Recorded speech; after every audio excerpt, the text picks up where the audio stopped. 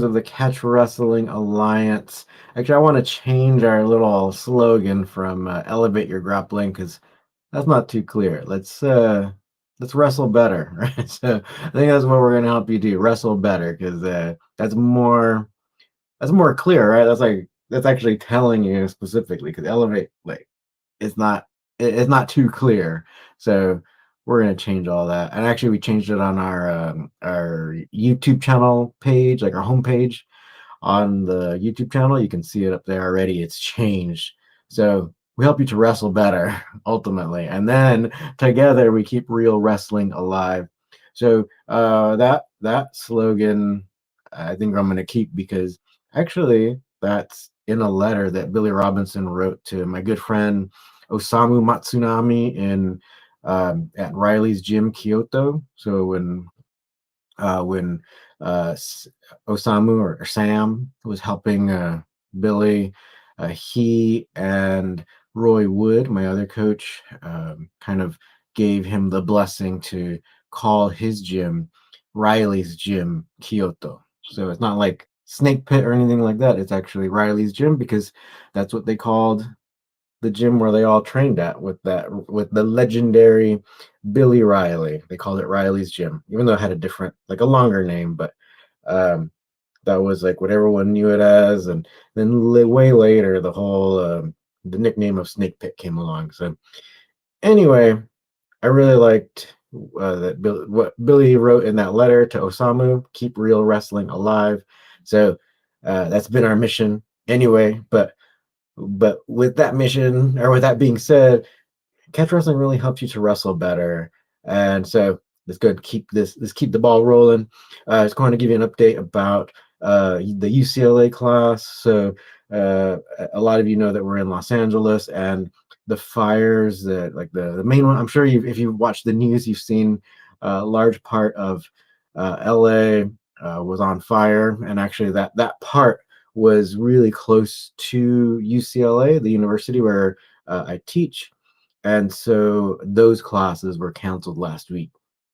And so the fire is further away from campus, so we'll start classes next week. So for those of you who might be affected, or if you have access to the gym at the university, just know we're going to be starting again next week. So thank you for your patience, and hope everyone is safe, because this is definitely different from other fires that are much more rural. This was like right in the city. So um that was that was an it wasn't great.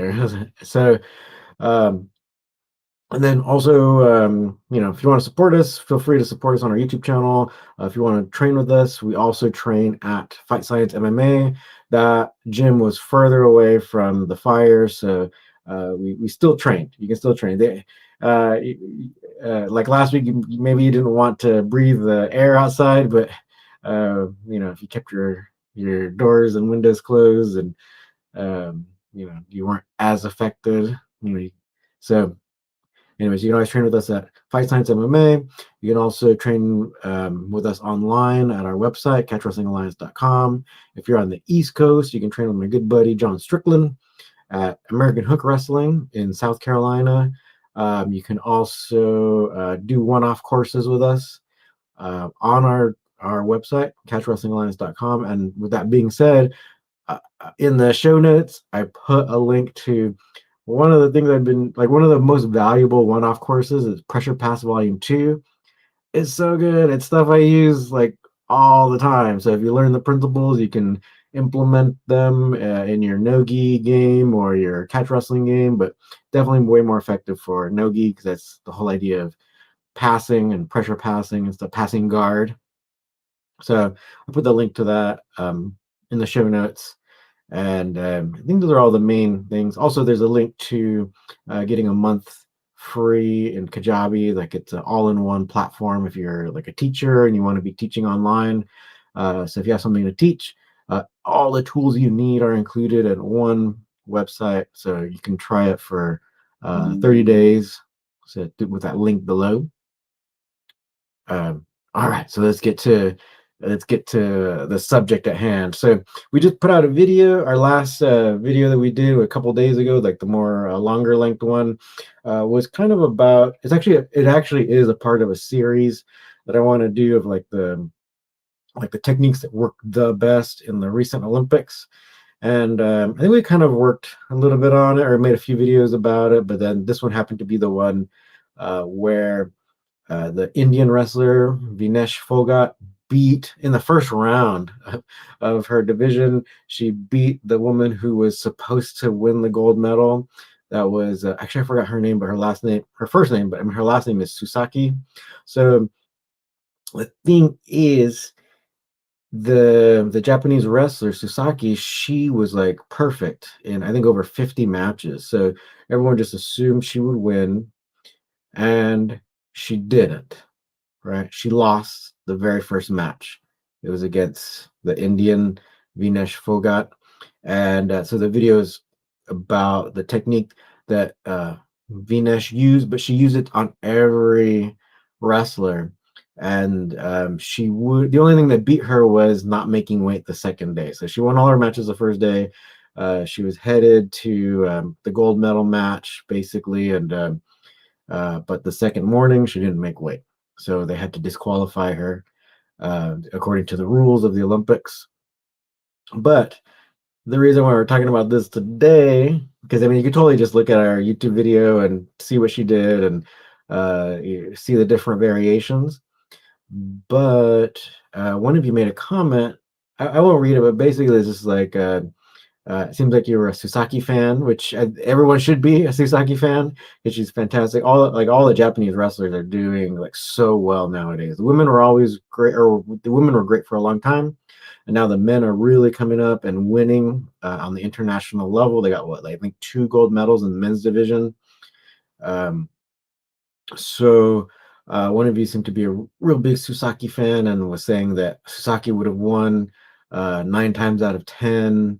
And but the thing is, when Susaki needed to win, she didn't. So that's what you have to take into consideration. It's like you might win all these other matches, but the one you want to win is the one like you have to put everything together and actually win. So a lot of wrestlers who have won the world championships, they say it's great, they love it, but a lot of them are just really wanting to win the Olympic gold medal. That's like huge. So it seems like from the perspective of the athlete, especially the wrestler, that it's all about the gold medal more so than the world championship. I'm not necessarily a fan of like freestyle and all that. I mean, I appreciate all kinds of wrestling, but my thing is catch wrestling, and I really like even no-gi jujitsu and stuff. So that's more my thing. And I really I see so many downfalls. There are many um, like bad habits, or maybe not bad habits, but just things that I don't necessarily like about amateur wrestling styles. So I'm not as invested. So I'm more of a like seeing what people believe. And so it seems as though that a lot of the wrestlers, they would prefer having an Olympic gold medal over the world championship.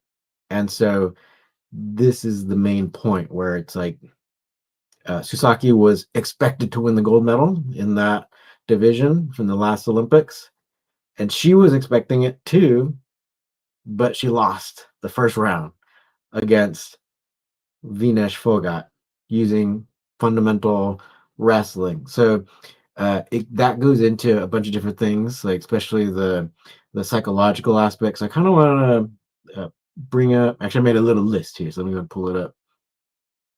So winning when it matters most, right? It's totally a combination of things, right? So Sasaki's won like the world championships, and it was undefeated for like over 50 matches. But I want to kind of give you like in a nutshell what you want to be thinking about when there's like a tournament or a match that you really want to win. So here's a little in a nutshell kind of thing. So remember, winning when it matters most is a culmination of consistent effort, mental toughness, and the ability to perform under pressure. So it's not saying that Susaki has never performed under pressure, but you got to think like for wrestlers, the Olympics is just perception wise, it's bigger than the World Championships. So this could have that little extra, and also the whole idea that like everyone was expecting her to win, so that could have kind of thrown off the mental aspect of Susaki, right? Whereas Vinesh really had it seemed as though, according to the news articles and stuff, that like she was really hungry, really wanting to go for it. Um, was going to try her best. So there was like a perception difference that seemed to be clear in the news, especially at that time. And like I feel as though like within the rules of freestyle, Vinesh won fair and square. So let's kind of go over some of the like I made a list with bullet points of things you want to be thinking about that should be able to help you, or things you can remember. So maybe if there is some tournament you really want to win, hopefully it can give you that little edge that kind of keeps you in the game all the way to the final, and hopefully you can win the final. Okay, so winning when it matters most, of course. You want to be thinking about the mental fortitude, because ultimately we know you're all training and stuff. So yeah, it kind of goes back to the whole mindset thing. But here are some of the bullet points. Okay, so you have to embrace that pressure. So a few weeks ago, or last year, I think there was like a new article about entering the flow state, and they talked about uh, like you can totally enter a flow state in like wrestling, but one of the things that these researchers in flow kind of like fail to mention, or like at least kind of fail to recognize, is like a lot of times they're talking about work and stuff, like doing things where maybe you don't have a huge audience, you don't have a whole arena like watching and all that. So it's a little bit different, but you still can find like that flow state in grappling. But the thing is, so for us, then the first bullet point is embrace the pressure, right? So you got to view it as a challenge and an opportunity to excel. Right. So that's going to be the difference for us with regards to kind of entering that whole kind of like relaxed flow state, because you're going to have all these people, you're going to have a lot of noise. Um, you, that is maybe one of the things you want to try to deal with. I remember I heard that one coach's strategy was to play like the sounds of crowds roaring while they were training, like doing the regular practice, to try to get the wrestlers kind of used to all that extra noise, basically, that's in these big tournaments. Okay, so next bullet point: cultivate unwavering self belief, trust in your abilities, and preparation. So I think the whole self belief thing is also, you should be thinking about humility. So not necessarily thinking about like, oh yeah, I got this. Oh, I can beat anyone, and I'm gonna beat everyone. And a lot of times that's when you lose, because like you've become overconfident, right? So that you're not able to see your weaknesses or your shortcomings or the things you got to be working on. So still be like believing in your ability to win, but try not to like let your ego get too involved. Okay, next bullet point: maintain laser focus, block out distractions, and stay present in the moment. Right. So that is more closer to that whole flow idea, the whole flow state thing. So you can totally get it, but say for us, it's different from regular flow state, where we have tons of people watching and a lot of noise, a lot of extra stuff going on. So it's not like we can wear headphones in a match or anything like that. So um, if you get used to that, like embracing that pressure, then you can maintain laser focus. Yeah. Next bullet point: practice resilience, bounce back from setbacks, and maintain a positive attitude. So that's kind of the whole idea, is like, especially in training, or if the match doesn't, say if you have a match and it doesn't necessarily go according to plan, you got to be resilient, kind of staying flexible to like counter all those different things that you might not have expected. Okay, and then your preparation. Okay, invest in dedicated practice, hone your skills, and build muscle memory. So you're going to have like a foundation. So it's good to have a foundation in particular styles. So that should be kind of like your frame of reference that you go back to all the time. So even so like in my case, I do catch wrestling, and then even in the that Jiu-Jitsu World League Pan American Championship, even though it was a Jiu-Jitsu rules, like I still stayed with a lot of the wrestling defense ideas. So I try to get on top, try to get out from, um, uh, like say if someone was over me, I try to scramble out to get on top, stuff like that. So even if it's like uh, if you're in that kind of situation, you still want to have a frame of reference or a base style. So um, I think hopefully you kind of understand that idea. Like, so say like even if it's striking or MMA, you still want to have kind of a base foundation. So your perspective, so that you can kind of fall back to. So um, that's really gonna help you in times when like when you encounter something you don't know, then you can kind of go back to your foundational like defense, right? To at least like not get completely beat, right? Okay. So next point. Strategize effectively. Analyze your opponent and develop a winning game plan. So especially in tournaments, especially in jiu-jitsu, you don't quite know um, who you're going to be going up against.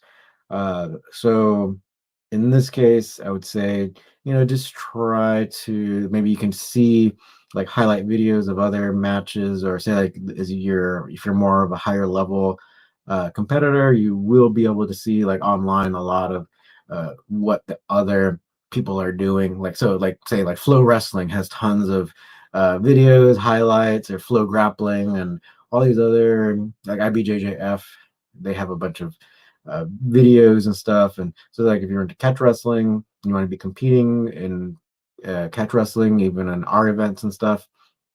So then we have all the matches up there on our YouTube channel and stuff. So watch them and kind of see what a lot of people are doing, so you can kind of get an idea of what to expect. All right, next point. Visualize success. Mentally rehearse your performance for the desired outcome. And I think in this case, so like if you have a tournament, you might not be able to envision every single match, but at least try to picture yourself uh, like with the ability to win. So don't have like too much negative self-talk, right? Because that can kind of demoralize you when you don't need that, right? Especially in the finals of a tournament, you don't need that negative self-talk. Okay, and then prioritize rest and recovery. Ensure you're physically and mentally fresh. Okay, so then now we get to the one of the main points: execution. So if you happen to be in a match where it's like, say, like a MMA situation where you only have one fight that night, so you're gonna have a game plan usually of what you want to be doing, right? So then you want to try your best to execute your game plan. So try to impose your will, like they would always say. But with that being said, it kind of goes back to what I was saying like a minute ago, where it's like you still want to have a base style, like a frame of reference, especially for your defense. So if you encounter an attack that you're not quite sure of, your opponent's like different from what you expected, at least having that base frame of reference for defense, I think will really help you a lot, right? Because it'll really help keep you from getting submitted or pinned. Okay, so then the next point. So I think this kind of goes to the next point. It's like you adapt to unexpected challenges, and then you adjust your strategy as needed, right? So don't feel like, oh, and this is one of the things where it's like, so you can have like a game plan, but don't necessarily be so stuck to it. Like it shouldn't be written in stone in your mind. It should be kind of a guidelines, but ultimately the guideline that I want you to have, all right, would be the foundation of your base style, especially the defense of your base style, because that's that's what's going to help you when you encounter something that you haven't seen before, or they know the counter to one of your best moves, so all of a sudden it's not quite working, but all of a sudden you're being attacked. So that base defense is going to be very important. It's going to help you to like stay flexible, because at least you can think that well, at least they won't submit me even if they attack me with something I don't know. All right, and then the next one is trust your instincts and make decisive moves. I think this it goes back to one of the quotes, or we can take it back to one of the quotes from the legendary coach Billy Riley, where he said, "If you're in a match and you think you can do a move, it's already too late." So I don't I can't do a British accent or anything like that, but that you want to think of that, where it's like, yeah, you got to put all the training together, you got to put all the mental aspects together, you got to be kind of used to that pressure, especially if it's a big tournament or a big match where there's tons of people there, so you can kind of move without thinking as much, right? You're reacting, right? And if your body feels that there's an opportunity to do a move, then it will do it. Because yeah, like I really agree with Coach Billy Riley that if you're actually thinking about a move, like, oh, I could have done that then, but then yeah, it's basically already too late, because the other person probably would have started to have moved to maybe implement their game plan and stuff. So it's all about kind of getting everything more kind of like embodied, so you can react accordingly. You can not feel so pressured, and so there's so many different aspects. A lot of it is mental, and then a lot of it that's not mental kind of goes back to your training. And so kind of getting out of your head and just moving and doing. Actually, I want to give another example going back to sumo. So we're in Japan. The pro sumo tournament is going on right now, and actually the first day. So we're kind of like what, day 5 or something, and the first day there was an upset where the highest ranking Yokozuna got beaten. He got taken down by a guy who was supposed to lose, and because of that, it was like since it was an upset, then of course like the press interviewed him after the match, and they're like, "Oh, what were you doing? And what did it? Like, how did you beat him? And this and that." And then the guys, the wrestler, he was just like, "Actually, I don't remember anything about it." So that, in a way, it's like that's kind of how it should be, like when you're actually in the zone, right? So it's like your body is so focused, so locked in that you react, and you can just perform, right? So especially those Yokozuna matches, everyone wants to see the Yokozuna win, and like like they say, what's like, if you come for the champ, you best not miss, right? So like beating one of them is actually, it's really huge, especially if you're really low ranked. So beating one of them becomes like this huge thing where the whole crowd erupts, and cheers, and they're still happy for you, right? But in particular in pro sumo, what they do is a lot of people in the stands, they have cushions on their seats, and they start throwing the cushions. So it just the whole arena just erupts in like this celebration kind of chaos thing, because I think ultimately people they do like the upset. They like when the guy who's supposed to win wins, and they like the upset. It's just fun overall. So win or lose, it's still great. But when there's an upset, it's like extra cool, right? So you'll get this extra eruption. So that's the other thing I kind of briefly mentioned, was like, not letting your ego take over, because ultimately, say like in the case of sumo wrestling, it's like people still love it. Like win or lose, they still think they still respect your skill and all that. So So don't let your ego get too much into your preparation for competing at a big time tournament or a big match or whatever. So, but yeah, these are the things that kind of help you win when it matters most. I think what I'm going to do is that since I got those bullet points written down. Maybe after we sign off here, I'll go ahead and I'll turn it into a blog post on our blog on our website. Yes. Oh, Taquero Man commented. So let's check it out. All right. Thoughts on French and Belgian catch wrestling? Why don't you think it's talked about more? Those are tiny countries.